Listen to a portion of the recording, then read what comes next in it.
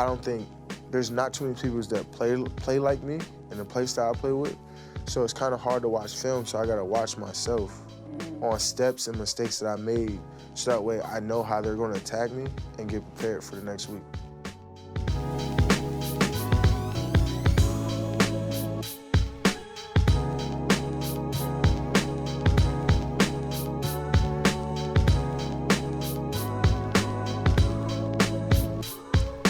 Micah Parsons is in the building. What's up, Taylor Rooks? How you doing? You know, I'm good, man. I just be maintaining, living life. Maintaining, living, prospering. You know, manifesting. You Absolutely, all the things. I mean, what a season it has been for you. Monster season.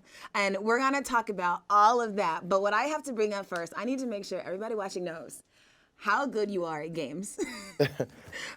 I've never lost a day in my life. Never lost. And so, story time. I met Micah before he was drafted. He was figuring everything out. We were hanging out with Saquon. We were doing a game night. Mm-hmm. Me and you ran the table in Taboo. Nobody beat us. Nobody. No, nobody beat us. I think we did Taboo and Heads Up, and we were so good. And then Saquon wanted you on his team, the jealousy, it was just bad. And I told him, it's crazy because now that I got my boy Duran with me, and I told Saquon he could have you, and we're going to wipe your nose. This is a thing. I'm honestly being as real as possible. There is no world where you beat me in Heads Up or Taboo. I think I'm the greatest player in America. And then, you know, someone always meets they maker, and that's going to be me every time, you know what I'm saying? I'm glad you're smiling right now, and it's good for the show, but tomorrow you're going to be sick to your stomach talking about, I can't believe I just lost to Micah and Duran. I also can't believe that you're just, dropping me for someone else. I mean, I'm doing it because the simple fact is I don't want no excuses from Saquon because I'm going to wipe his nose, too. The great one, you know, they all going to be like, oh, y'all cheating, you got Taylor. I don't need the best partner. Well, because, they recognize. You got to admit, out of the group, I'm the best. You're one of the better ones. Yeah. I can't give you the best title because I'm the best. But. Okay, so we're gonna do one round of Heads Up. You give me clues. Okay. Okay. Or do you want to do opposite? What do you want? You tell me. I like a nice little just kidding, or I hate just kidding. That's the worst it's category. the simple ones. No, wait. we have Let to me do make sure that's the movies or ones TV shows or football, basketball. What else is there? Football and basketball be too easy. Superstars. See, I don't really know a lot of superstars. Kidding. Okay, what about pop culture? See, I don't like the things that I'm good at. That's why. And you're good at just kidding? That one is awful. That is so easy. Wait, let me look at it because it might be something else that I like that I might have to tap into. Yeah, I like movies is fun. TV shows is fun. See, you read a lot of books too. So yeah, I have the book one. Yeah, I'm not playing that one. Yeah, mine is just going to be just kidding. Fine, we'll do just kidding. I'm not going to be good at this. I don't even think I've ever played this one. No warm-up, too? No warm-up. Okay. Hold on. Oh, what do you have in your hand? Phone. Yeah, but Cell what phone. is it? What type is it? iPhone? Yeah. What do you send to someone when you're trying to see them? A text. An invite. Yeah. An evite. No, you had it right. But text what is message. Yeah. What? What is red, yellow? Blue, orange. Red, red, yellow, what does that mean? Like a stop sign. I mean, a red light. Green? Yeah. Green light? Green. It's a casino in Las Vegas. It's a Caesars. It's something. It's like an animal. Bellagio. It's an animal. It's an animal. Like it runs real fast. Cheetah. What type of casino is in Las Vegas? A cheetah. What are you talking about? Skip it. A lion? What are you talking about? Oh, it's tall. They're old. They, you know. I'm gonna tell you how to do this. You threw me off. It's a Flamingo Hotel. Okay, but hold on. Green, color of broccoli. Yeah, see, you are not doing the clues right. What do you mean? A red light? Let me show you how to do clues. Okay, let me show you how to do clues. We not here anymore. See. Okay, Jack Sparrow of the Caribbean. Oh, Johnny Depp? What is he playing? A pirate. Yeah. What do you put when it's raining? Umbrella. That easy one. No. Moby Dick. Uh, What creature is a he? whale. Yes, go. March of the. It's an animal. They're black and white, cold. Penguin. Yep. What do you put on your neck when it's cold? In the winter. You put it on your neck when it's cold in the winter. You put gloves, a hat, and a. Scarf. Yes. It's like a big version of a tablet. It's also iPad. Apple. Yep. You eat this in the movie theater, butter. Popcorn. Yep. You put these on blue. Pants. No, Blue jeans. Yes. You wear this football to protect your head. Helmet. Yep. These are easy Now ones. let's go. We're not there. Hold on, let me go again. Those were so easy. No, Micah, that is how you give clues. Those were so easy. Quick, okay? We're doing one more and we're moving on because you got to redeem yourself. Those were so easy. I don't know what that clue was for green. What do you mean? It's a red light. That's Red, not what yellow. you said. You said red, yellow. Exactly. Would you not get that? Y'all, red, yellow. It could be M&Ms. Okay, one more time. Get it together. I have a warm up. Hold on. Something you play. You shoot. Basketball. Yep. NBA. Pom poms. Cheerleading. Yep. You hit it with the bat. Baseball. Yep. You warm this up. Oodles and noodles. And you warm this up in the Microwave. Yeah. You go down this at a water park. Slide. Yeah. You go here to get your every 6 months for your breath. Dentist. Yes. You use this to, if you want to change something in your house, you might want to change the color. Change the color. So you stroke it. The lights? No, you want to change this in your house. Oh, paint. Yes. She's trying to sell me on purpose. Girls might wear this on their arm. Bracelet. Yep. Skip that one. Okay. It's a square, and then think of geometry, square. Triangle, circle. You're. It's posing. Pose? Honestly, that was good. There's my partner. That first See, I had to warm up. It takes a little warm up. That first one was a struggle, but all that matters is we made it, and we here. But you are good. Yeah, I just had to warm up my brain. I was a little nervous, the cameras and everything. You just got to take a little time. Yeah. I get it. Well, that is not the thing that you're best at when it comes to games. I would say football is probably the number one thing. What has this year been like? Such a whirlwind for you. It's honestly been so fun, like tremendous, like.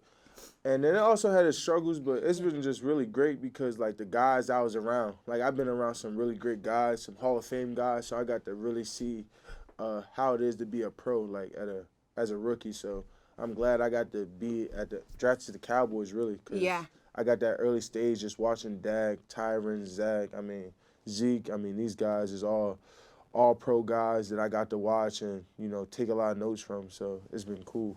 Well, one of my favorite Micah quotes, I don't think the NFL is hard. Elaborate on that quote. And do you still feel the same? Yeah.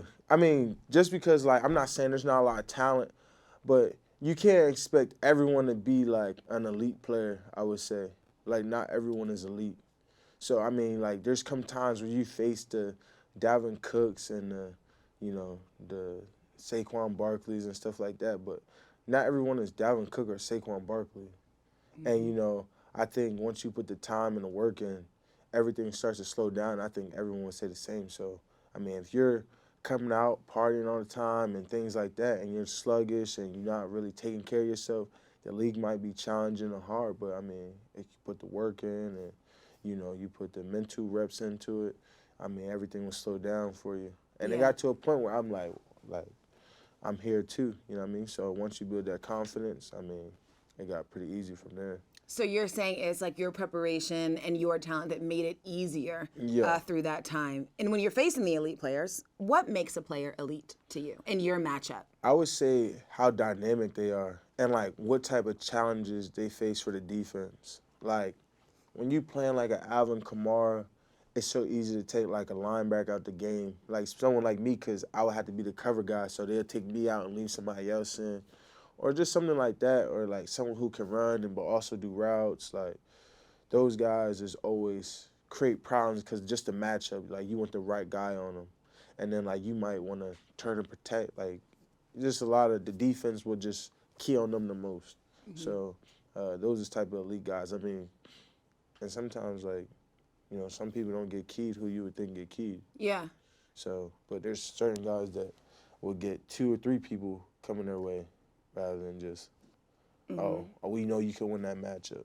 Okay, so then for you, you obviously, you know, you did your thing every game, but who was that most difficult matchup this year? I would say Dalvin was definitely like a big matchup for me. There was like one time he put his shoulder down. I was like, oh, shoot, like he here too. So like the next time I had to get back at him.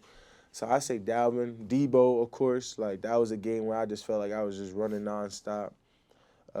Anytime we played a mobile quarterback and I was stuck spying him like Kyler, I mean, Yeah. look at him. Like he creates a problem for us just because like instead of you could blitz 5, like how we would do for someone less mobile, but someone who could get outside the pocket, I got to stay back and like kind of like watch him and things like that. Those are the type of things that create problems for the defense. Isn't it wild, quarterbacks now? Yeah. And the job that you have trying to contain them when they are the movement, it's insane. Like that changes your job too. Yeah, like if we played Josh Allen, I'd be stuck spying him. Like guys who can extend those plays, get outside the pocket, and just hurt you downfield. I mean, and you know, average plays around 3 seconds, and those guys, They it's will probably stretch around it. like 6, 7, and that creates even more problems. Yeah. Okay, so didn't think the NFL was hard, but tell me one thing you were wrong about the NFL. Something that you thought it was that it turned out not being. I probably thought like it was like a family thing. Like I came from a college, and I was thinking like it's gonna be so much like family, like so much more tighter people. But like, really, it kind of get lonely in the league, bro. Like you kind of like don't really have nobody, and it's like you kind of have friends that you have at work, but outside of work, like you might have like one guy or 2 guys that you might really just hang out with. Because at the end of the day, it is kind of a job for everyone. Yeah. When did it hit you that it wasn't that way and it is like kind of lonely? All through camp was fun because we was all there together in Oxnard, so I got really close with a bunch of the guys. But right around that Jalen Smith thing happened, I was like, yo, like, and Smith was a guy that like I was looking up to, Yeah. and you know he was a vet in the room, and I was just kind of like, dang. Yeah. And because you are somebody who super outgoing, you have your friends, you love your friends. I know you loved like the Penn State environment. What has that adjustment been like for you? Has it been difficult? Have you gotten used to it? Yeah, I kind of got used to it. I got my brother staying with me and stuff like that. But honestly, Dallas kind of got the same environment with the football environment in that aspect. Like their fans is just as crazy as Penn State. Yeah. And y'all have the craziest fans, like probably in the Big Ten, I would say. Yeah. Especially at football games. Yeah. Is this how you saw your career playing out? Like when you think of Penn State, Micah, this rookie year? For sure.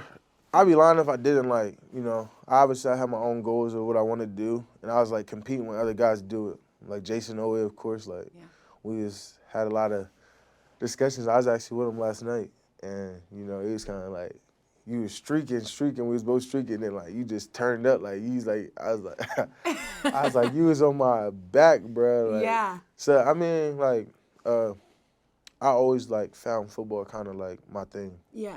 No, I love that answer because I think you should be so sure about a talent that you have and you have a vision of what that talent is going to bring you in life and what that path is. And there are some things that we expect to happen to us. And I don't think there's anything wrong with being like, oh, no. I knew I was going to be this once I got into the league. But the thing is, you just can't say it to everyone. I keep telling people that, like, you kind of just got to keep it to yourself. You don't want that ego, that confidence, someone thinking like, oh, this guy thinks he's this. So, like, for people out there, like, keep your dreams to yourself because, you know, people could take it for arrogance, like, oh, who does he think he is? He hasn't really did anything. Like, he's new. But really, like, I tell myself every day, to myself, like, what I'm going to be, how I want to perform, like, how great I want to be. Yeah. But now that you're here and you feel like you've at least proven it to some some extent this season, you feel like you can say it? Nah, I still want to say it. Okay. Just You 'cause just said it. I mean, no, but I'm just saying this in general. Like, Yeah. I won't say it out loud. Like, Yeah. you know, I don't want to give no one no reason to put a mark on my back or anything. You know what I'm saying? I mean, you know that mark is on your back. Next year, teams will treat you differently. They have a year of tape. It's going to be a different ball game next season. That's fine. You're like, I'll overcome. I mean, that's the part about playing multi positions. Like, you could game plan for me at rusher, that's cool. You can game plan me at end, but like, I mean, eventually, like, there's gonna be a time where I get a one-on-one. You know what I'm saying? Yeah. Like, you can't find me the whole game.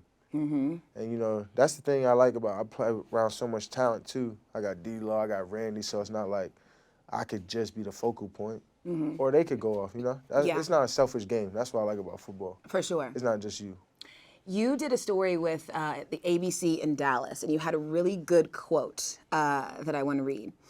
You said, "Why stay at a 99 when you can get to 100? Like, why wouldn't you ever want that extra one? Like, if we're both 99s, what would be the difference between me and you?" Great quote.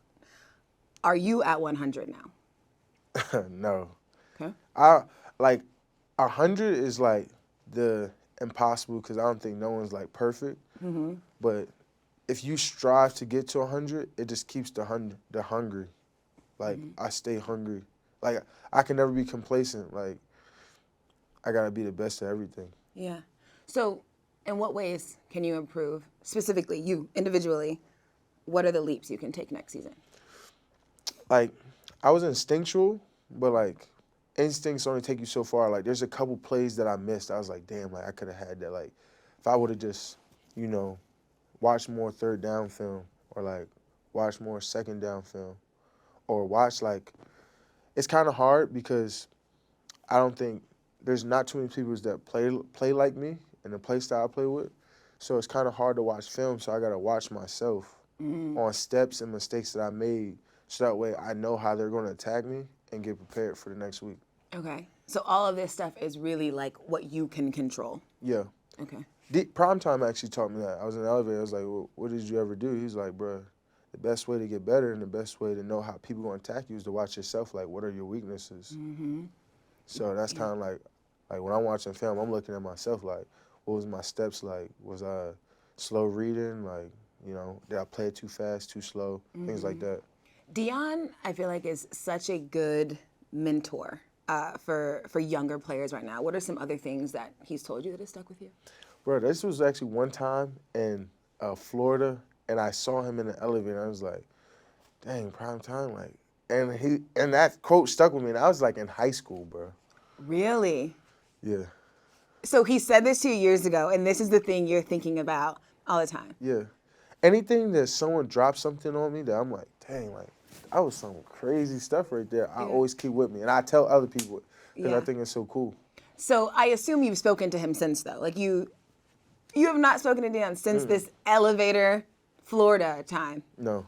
Oh my gosh, you'll have to connect. He's the best. You should go to one of the HBCU games. I might. Yeah. You know? No, I have great. nothing else to do. Yeah. Okay, so who do you look to in the league right now for that mentorship? Honestly, I be looking at like one person. Is no person on no other teams, but when I was at the Pro Bowl, like I met Chandler Jones. And he was kind of like teaching me some stuff, and he's like, "Yo, do you realize you're doing this?" I was like, "No, I don't do it." He's like, "I've been seeing a lot of people doing this, it's been effective." It's like I be false stepping sometimes. And I was like, oh, I ain't know. But you went back and you were like, you know what? He might be right about that. Yeah. And I was false stepping when I looked at like some of these films. Yeah. And things like that. And I think that's one thing. I think there's not like a envy league. Like everyone is so supportive of each other. Yeah. And, you know, love to see each other eat. Like, everyone's like, man, I'm so happy. Like, you had such a great year. Like, you and B, small things like that. So, Yeah. I kind of like that stuff, you know. And you did have a great year. Obviously, big conversation right now about Defensive Rookie of the Year versus Defensive Player of the Year. Where do you fall on that conversation? I would definitely try take the claim on Defensive Rookie of the Year. Defensive Player of the Year is tough because T.J. Watt did have a crazy year. Those last 3 games, he went just berserk. Yeah. He was hungry for it, you know? So I wouldn't be mad, you know what I'm saying? And I'm just happy to be, you know, for right now, I'm happy to be in that conversation. But speaking on like next year, I'm definitely gonna be gunning for it. You know. Yeah. And it's also just wild to think that you were able to accomplish this as a rookie. Like you realize the numbers you were putting up are abnormal for someone year one. See, I don't be thinking that. Like, remember those things that expect. Like, Yep. I kind of like wanted to expect to do that. So like, you know, anything but like a great performance for me, I feel like I just had a bad game.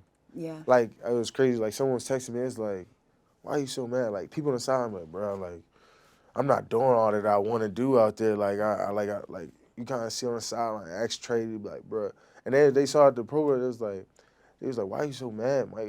Like, bro, it's not even about that. It's like more my standard than anybody else's. Like, good is okay for some people, and I'm fine with that, but it's not okay for me. Yeah. Like you're holding yourself to that. And that's Yeah. like what's going to keep pushing you. Because if you don't, no one else will, you know? And that's kind of what I told Q. I was like, bro, you got to hold me to the standard that I like to hold myself to. Yeah. 13 sacks this year. Which one was your favorite? I would say the one that broke the record, the Raiders game. Okay. So mad we lost, you know? You kind of get it to a 3rd and 18 on Thanksgiving, huge play, break the record, and then it's kind of like, dang. Yeah. You lose anyway off a PI. That's horrible. And it like takes away how you can celebrate because you can't be talking about it because you lost the game. Yeah, like no momentum. That just hurts the gut. Yeah. Which quarterback didn't you sack that you want to sack? Whew, Kyler Murray. Oh, I wanted him so bad. Oh, I wanted him so bad.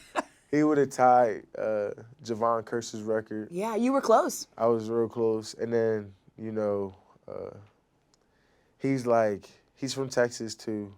And like I was at the Pro Bowl, he's like, you had 4 quarters to get me and you didn't get me. I was like so mad. I was just like, I know. So you're like, oh, I'm coming. Yeah, I was like, bro, I hope we play y'all next year. I hope it. I hope I run against you sometime soon. Yeah, you talked about it a bit, but tell me more about why it was so hard to get Kyler in that game. Like, he was just so, like, dynamic. Like, the way he can extend plays and get rid of it, like, he has great pocket awareness. Yeah. Like, he's definitely, like, a top 5 quarterback in my eyes. Ooh, okay, now, you know if you're going to throw out a top 5, you got to say who's in it. Those are the rules. For sure. Okay, right now, top 5. I would say Mahomes, and then I would put Josh Allen second. Then I would put, like, Rodgers. Rodgers might be ahead of Josh Allen, to be honest with you. Okay. Rodgers, Mahomes, Josh. I ain't going to put it in order because it's just so hard. It's just the 5, okay. But then I would say Kyler. And then I would say, like, my 5th ones, like, tied at 5th because, like, they've been through a lot this past year, would be, like, Lamar and Dak. No Joe Burrow. No. Why doesn't he crack the top? Joe's, like, extremely good, but, like, some games, Joe would, like, have a day. But in some games, like, he's not there. Tell me more about how you know when those not there games are happening. Against the Bears, he threw, like, I don't know. I wouldn't say it's easy to get in his head because I haven't played him and I'm playing him next year. So I don't want this to get to him. And he come out here down to 18 Stadium and throw for 400 and be like, he said that in the interview. So I don't want to say nothing crazy. But I would just say, like, I don't know. I think he's passed. I think in the playoffs he's been tremendous. Yeah. Like, but there's a few games early on that, like, I don't know. He kind of said it was the confidence in his knee, which I believe it. Like, Yeah. And you kind of saw, like, he wasn't trying to run. And things like that. But I think he's kind of over that hump. So I'm going to look for it next year. But I think he's a top 10 quarterback for sure. For sure. And he's climbing the ranks. Like, but to just throw him in the top 5 already is kind of, like, crazy. It's a bit crowded at the top when Yeah, it it comes is. to quarterbacks in this league. And I didn't put Brady in there because obviously he retired. Yeah. But actively quarterbacks, that's, like, my top, like, 5, 6 right there. Definitely. I mean, what Joe Burrow did last game, that is when I said, no, the future of what these quarterbacks are going to be, and specifically the future of Joe Burrow, I think it eventually will kind of be Joe's league. No, Joe, you know, his personality, his everything he carries himself really well. I definitely think he's definitely a player that I like. Yeah. And, you know, he's hard not to like. Yeah. Okay, so people say this all the time, but I saw you say it in an interview when you talked about read the man, not the ball. Elaborate on how that helps your game and also give me an example of what you mean by that. So, read the man, not the ball. So, linebackers, like, when you're watching tape or whatever you're doing, look at the running back. Like, what's his depth versus when he's running the ball or versus he's pass pro. And I guarantee you look at most backs, like, they're back maybe a yard behind a quarterback, especially in shotgun, like inside zones. Yeah. Okay? Now, you look at the tackle as a rusher, like, and his tendencies, not people know about their tendencies, like, unless you watch yourself. And they might switch it up, like, you know, ghosts like Tyron Smith and LC told me, like, they switch it up depending on who they play. Maybe his foot is just dropped back, like, it kind of digs into the ground just a little bit more. And when the ball's about to snap, maybe his hand jumps back first when he knows it's about to go. Maybe, like, you know, he might get in a 3-point versus 2-point on pass versus run and things like that. Just, like, depending on the player, read the man, not the ball. It'll help you just get a better start. Yeah. And anticipation versus pass, or maybe play action. He might try to reach block you versus just regular set and back. 'Cause I think that's what some people don't realize when you talk about football IQ. It's really those little things. It's like really knowing your personnel, knowing your opponent, and that's what really separates you in gameplay and eventually just in your career in general. Okay, I'm gonna throw out a quarterback, and you tell me something they do. You're reading the man, okay? Okay. We'll do Kyler. We talked about Kyler. All right, What are so some of his tendencies? he kind of, like, depending on the pass rush, like, he's very pass rush anticipated. Like, if it's heavy rush, like you saw in the Rams, he's kind of more like one read. But if he doesn't feel anything, he's kind of like progression reading. Derek So, Carr. Derek Carr, it's hard for me to say that because I played edge that game. Okay. So it got to be more like edge rush. But one thing about him, he was way faster than I anticipated him being. Okay. When Like, did he you could know move. that? It was like it was like a third down and long, and he, like, got outside the pocket and he dipped off, and we was like in a stunt, and he got the first, and he was like hype about it. I was like, he was moving. Yeah. Okay, it's only been one season, obviously, but is there a quarterback you feel like you read a bit better than the others? Ooh.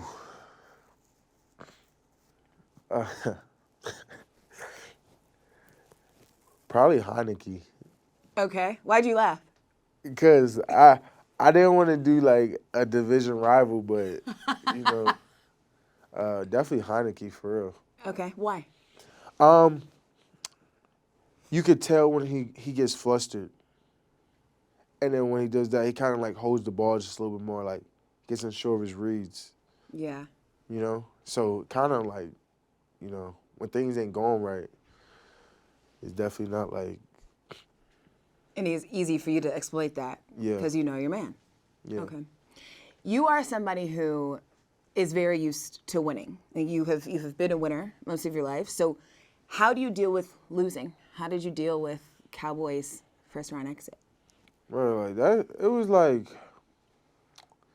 like emotional, but at the time, like, I felt like I'd done everything in my possible way to win, like, and like it wasn't emotional at first until I realized, like, who all had the chance of, like, losing, like, around the room, and that was, like, really tough for me because, like, you know, as much as, like, as a rookie, like, you like, man, I can't wait for the season to be over, like, I didn't expect to go out like that.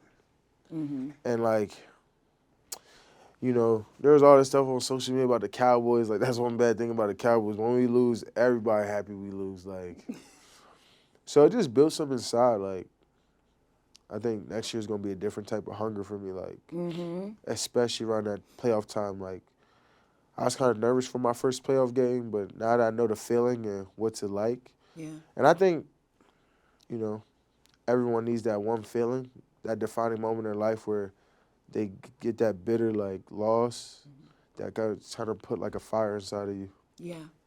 Dak did an interview and he talked about that loss and he said, Honestly, I'm still not over it. I actually think it's going to be one of these games in my career that I think about forever. Is it like that for you? Uh, Maybe for him, his pressure is different. You know, uh, as the leader of the team, like he has so much ride on him. Like no matter if he don't throw for 3 passes or something, like people like, man, what was Dak doing? And it's kind of like a failure for him because as a quarterback, think about like all the defensive plays the Bengals made, but it kind of like highlighted Joe Burrow. You know what I'm saying? Like that defense held them to 3 points but it was main focus was Joe Burrow. Yeah. So, when you're like the face of the franchise and you got so much ride on like your career and they gonna talk about how much you make and all those things that really don't matter. Things that don't matter. Who cares how much someone makes? If they can play football, they can play football. And, I think that game stung for him. Yeah. And, I think we all realized the talent we had on that team. And to go out like that was just awful. So, what words do you give Dak? As his teammate, you're seeing what everybody's saying. You're seeing probably what he's feeling. What do you say to him? A guy like Dak, you don't gotta say anything. Like Dak will probably say something to you. Like that's the type of guy Dak is. Like Dak is such a great leader and such a motivational person. Like however much that man been through, he always finds a way to smile and like put smiles on other people's faces. And like you don't gotta tell Dak to work. You just see him work. Yeah. Like in walkthroughs, Dak has a full sweat on in a sweatsuit. Like walkthroughs, like he doesn't have a way to slow down in his mind. So like when people like say, "Oh well, Dak didn't do this well," the way he works, I have full confidence that like he will get it. Yeah. And like it's so early on. Like Dak's 28, right? I'm not sure how it is, but about that, he's about Yeah. my age. Yeah. Stafford reached his first Super Bowl at 32. Like people like patience is a virtue, I would say. Like it ain't gonna be one pivotal moment that defines that career. Yeah. Like he has such a great opportunity to bounce back. Yeah. And I would say, sometimes we do these things, like we make decisions about people really early and we let seasons define people. But I do think on the flip side, though, if we're okay with letting good seasons define people, I do understand why sometimes people also allow the opposite too. I don't necessarily agree, but I get the thought process. Yeah, and I think that's like that with everything though. Yeah. Dude, because I've been judged, pre-draft, people's like, oh, this kid's so immature, like things like that.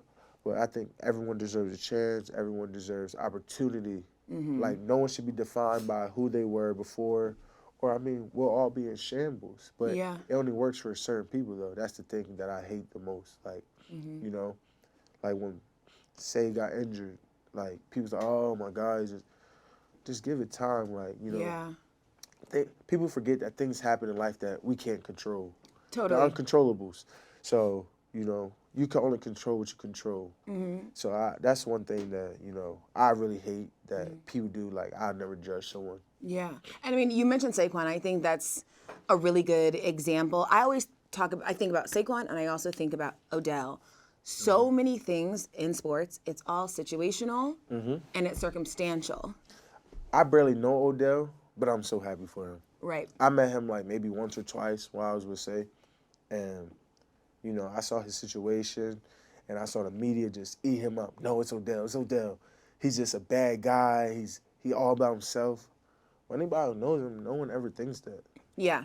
He's know what a great teammate. Everyone really likes him. And I'm just so happy he's with the Rams. And I honestly, like, I'm not going to, I mean, I hope he wins the Super Bowl, And I hope Stafford wins, and I hope all those guys win. I mean, Vaughn, all those guys, Ramsey. Not just because it's the Rams, but just because, like, they've kind of been a whole bunch of team. It's a team where no one believed in them. And I believe in the underdogs. Like, no one believed in Stafford. They was like, oh, like, what's the hype about Stafford? But, he's showing you. Yeah. No one believed in Odell. He left there, and now he's showing you. He's back to doing his thing. No one believed in Von. He's like, oh, he's older or whatever. Killing it, bro. Yeah. Like, everybody who says, like, they just the underdogs, which I love, bro. Cam Akers, he came back off of Achilles. Quick. That was insane. That's nuts. Yeah. But I just love that stuff because, like, those guys never wavered, and they just worked. That's one of the things, though, I love about this Super Bowl matchup is it's kind of a storybook win for whichever side, but there are so many people to root for on that Rams team. Yeah. Okay, speaking of situations, I have to ask, did you know the rule about handing the ball to the ref? I didn't know. I can't. Okay. Besides defense, I can't tell you besides 2-minute format, I can't tell you about no offense, like, situational football unless it's defense. Yeah. I mean, that was such a wild sequence. Like, walk me through, you're on the sideline and you're looking at it. Like, what are you thinking? I saw the ref hit him. I'm thinking we might get a second back and then just, like, call a game. And I was just like, wow. Yeah. Like, my mouth kind of just dropped and I was just sick. Yeah. I was just sick to my stomach. It was a sick way to lose. And, like, that's a thing. I feel like if I was a player and I was thinking about the game, that's the moment that would really, like, run through my head constantly. I just think one thing about Dallas specifically is the expectation every year is championship or a bust. Like, if you all aren't winning the Super Bowl, everybody feels like that year was a wash. Like, there's very high expectations. Do you feel those expectations? We was actually talking about this on a pivot about the expectations, and kind of like, I don't feel it because, like, I'm not in a situation. Like, I feel like when I'm putting on my jersey, I'm putting on my pads, like, I'm going to ball out regardless of the score. Like, I don't care if we're down 30. There's a way that we could come back. You know what I'm saying? Yeah. And, you know, people forget fall groups. Like, this was just a 5 games, 6 games last year. And now we just won, 12 this year? Yeah. So, I mean, the growth, the potential, the talent we got around the team, like, the strides, like, it's hard to go from, you know, A to D. Yeah, yeah. You know, it's a journey, like, getting there. Like, look at the Bengals. Like, it was lose, got in the Super Bowl. Mm-hmm. So I think we're taking that step forward, too. And I think for Dallas, like, the lights are so bright there. Mm-hmm. Everything is big just because it is America's team, right? When did those lights feel the brightest to you? I don't know if I ever really felt them. Like, every big game, I wanted to be that guy in the big game. Like, I don't think, like, if you want to be the best player on the field, the lights never affect you. You affect the lights. Mm. Like, the light is going to shine on you regardless, like the lights don't. You know what I'm saying? No, absolutely. You are not a product of the environment. The environment is a product of you. So I knew as I go, they go. Yeah. You know, because at the end, they're watching you. Mm-hmm. So why would, like, the pressure of them watching you, like, I knew I was prepared, like, I knew I was ready. Yeah. I knew the mentality I had to take into the game.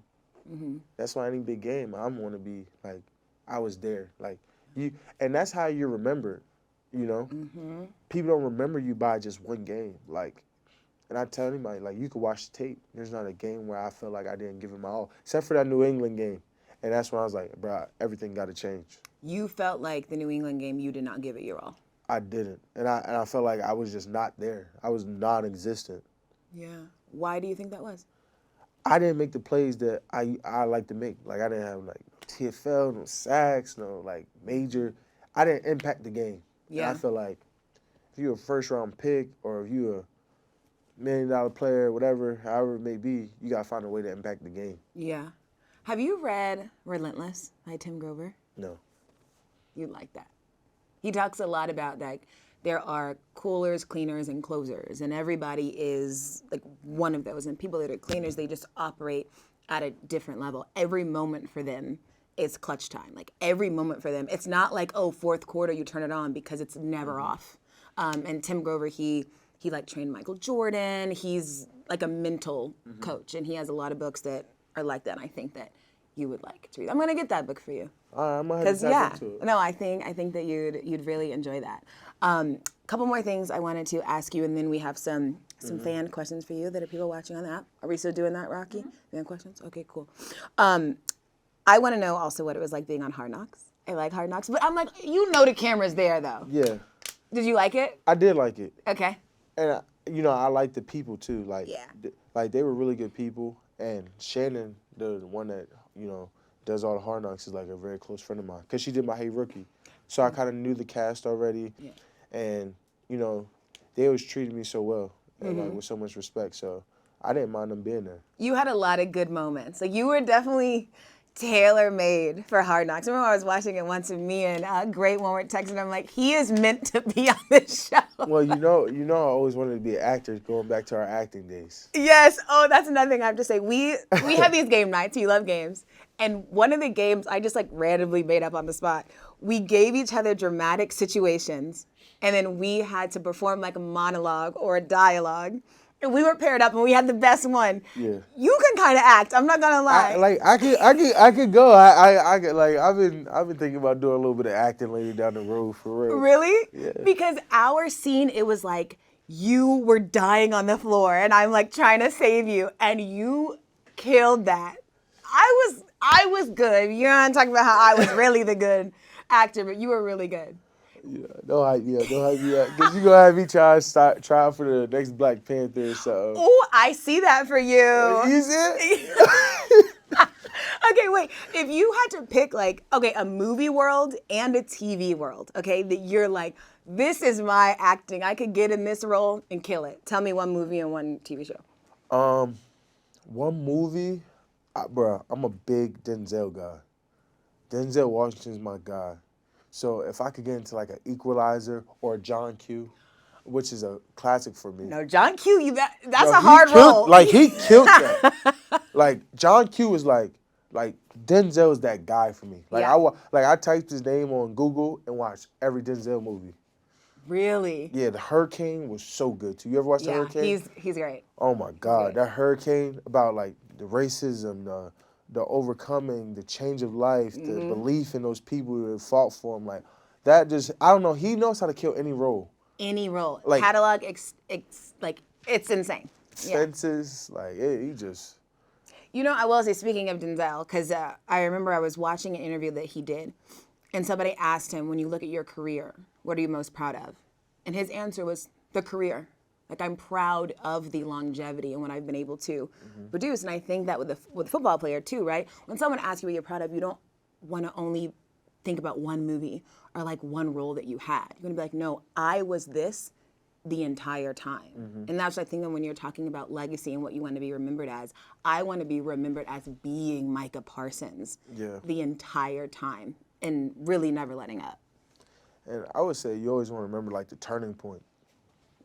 What changed for you? And I think that's where the most successful people come from. Yeah. There's always a turning point in your life. If I had a chance to sit down with Denzel, I'd be man, what?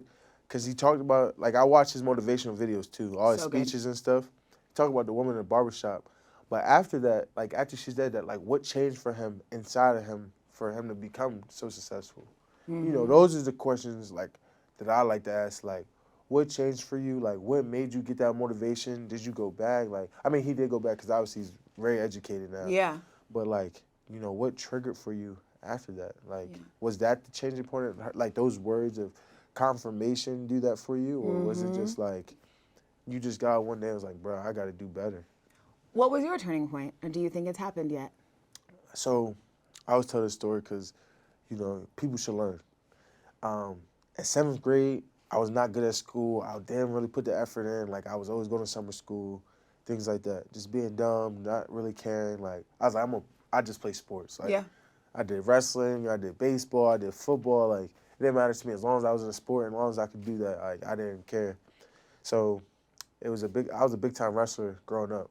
So all my friends was getting held back and stuff. So I ended up getting held back, and everyone was making fun of me. I was getting bullied for getting held back. Even growing up, all the way through high school, people oh, you're so dumb, you're so dumb. And it just fired me. So I was bro, I gotta make a switch. So after that, I was bro, I could never fail again. Yeah. I could never fail again. There's nothing in me that could ever want me to fail again, to make this feel this type of pain, the feeling of just feeling empty. You know what I'm saying? So after that, I was bro, like, I'm gonna prove all you wrong, and I'm gonna grind. Like, I never even got like even if I got a C, like it scared me. Like I would never even try to get a C. Yeah. You feel like you proved them wrong? Uh, nah. Like, and it's funny because, uh, you know, it's just, it's like at one point it's like you want to prove wrong, but I was like, nah, like I don't want to prove them wrong no more. I want to prove myself right. Like I want to do this for me, not them. Okay. I love that. You know what? I'm really kind of thinking about how we gonna get Micah and Denzel together. Y'all got to sit down. Yeah. That is something you got to figure out. I sat down with Ray for like an hour over dinner a couple weeks back. That was great. You know, he gave me a nice couple of quotes for next year. I can't give you one right now. You're not gonna drop it on us though. You know what? Me and you always right here because you're May 26th, right? Yeah. So we're both Gemini's, May 22nd. Uh-huh. Do you have two personalities? I have so many, bro. I might have more than two. I might have like 8. What are they? Like I got 3 names for him Tell right me. now. So it's Micah, of course. You got the late night Sachi. That's when I'm off, you know, the Henny, the tequila, you know, late night. And then I got like this anger one that like pops out, but it's so hard to pull him out. Like, What's the name?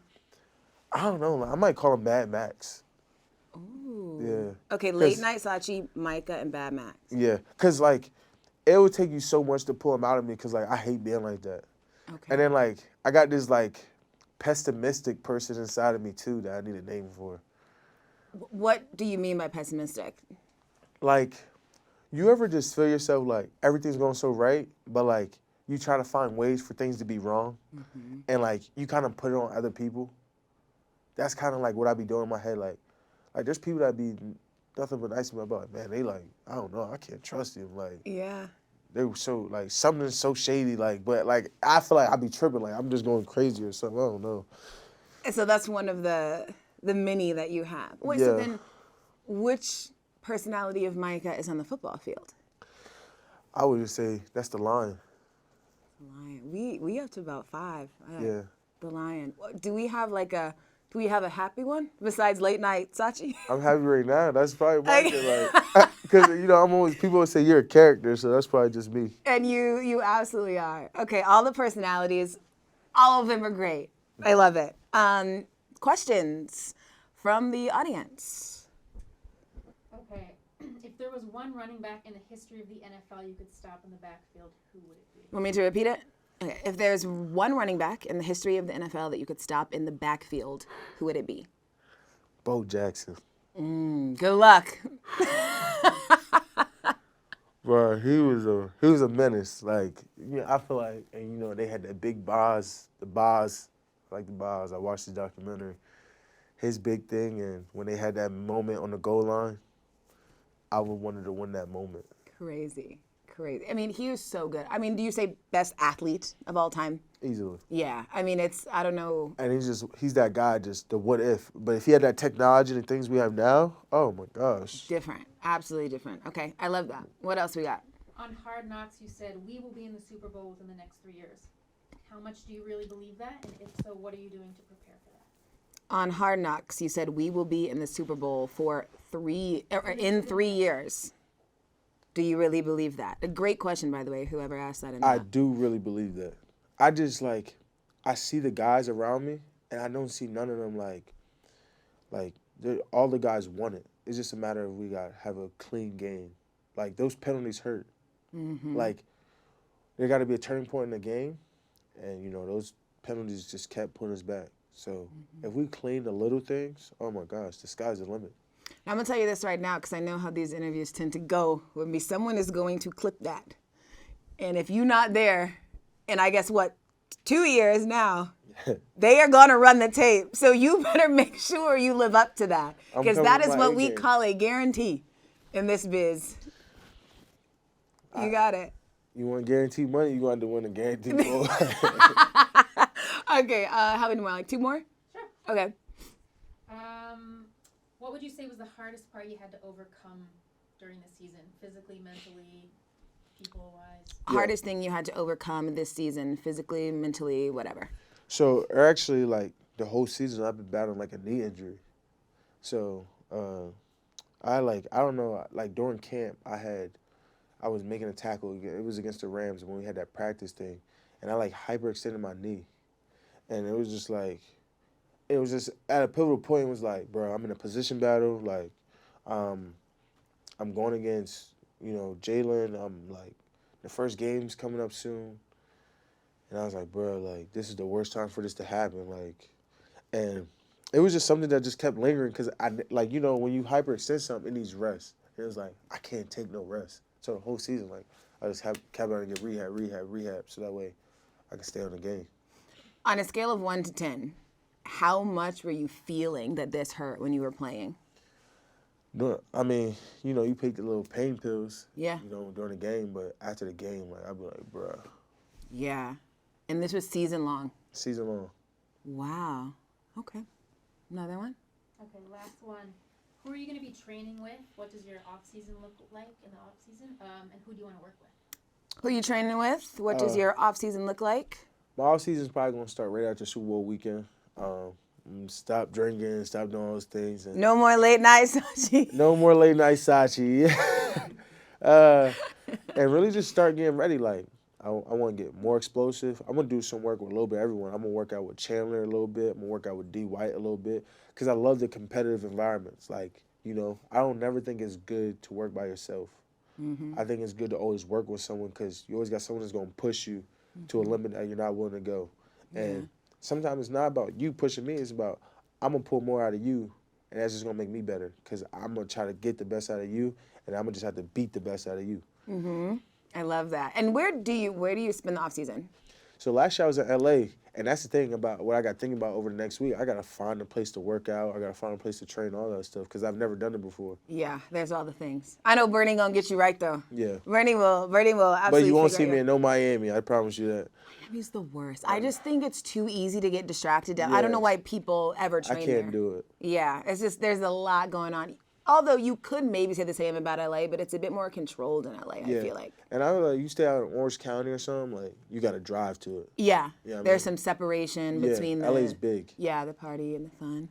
Well, I hope that you have a very fun Super Bowl week. Whenever I say that to guys, they're like, no, it's not fun because I'm not playing in the Super Bowl. But you should just soak in truly the accomplishments that you had this year, that you're up for some big awards. You're in the conversation for even bigger awards. And this is just the beginning of Micah Parsons. So enjoy that and have an amazing time. Thanks, Tay. Yeah. And thank you for stopping by. Of course. I told you I got you anytime. Anytime. Appreciate you, Micah. All right.